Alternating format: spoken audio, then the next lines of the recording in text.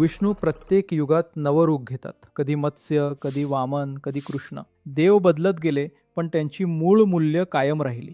संरक्षण, निर्मिती, संतुलन. कधी विचार केलास का, ते देव राहिले कारण त्यांनी रूप बदलायला घाबरले नाहीत. पण आपण, आपल्याला बदलाची भीती वाटते. AI, रील, ऑनलाईन मार्केटिंग ही सुद्धा त्या अवतारांची मॉडर्न रूपं आहेत. आजच्या काळात जो इव्हॉल्व होतो, जो टेक्नॉलॉजी, टूल्स, नवे फॉर्मॅट स्वीकारतो, तोच आपल्या जगात रिलेव्हन्स टिकवतो. देवांनी रूप बदललं म्हणून ते देव राहिले आणि व्यापाऱ्यांनी रूप नाही बदललं म्हणून मागे राहिले. आज काही व्यवसाय नाही चालत कारण मार्केट नाही, तर कारण माइंडसेट जुना आहे. पण ज्यांनी बदल ओळखला ते जिंकले. टाटा ग्रुपने इंडस्ट्री बदलली, पण ट्रस्ट नाही. नेटफ्लिक्सने CD रेंटर्स पासून OTT पर्यंत प्रवास केला. रूप बदललं, पण एंटरटेनमेंट देणं ही व्हॅल्यू तशीच ठेवली. Amazonने बुकस्टोअर पासून AI कंपनी बनली. फॉर्म बदललं, पण कस्टमर ऑब्सेशन नाही. हीच श्रीमंतीची ओळख आहे. चेंज ओळखणं आणि त्यातून नवं निर्माण करणं.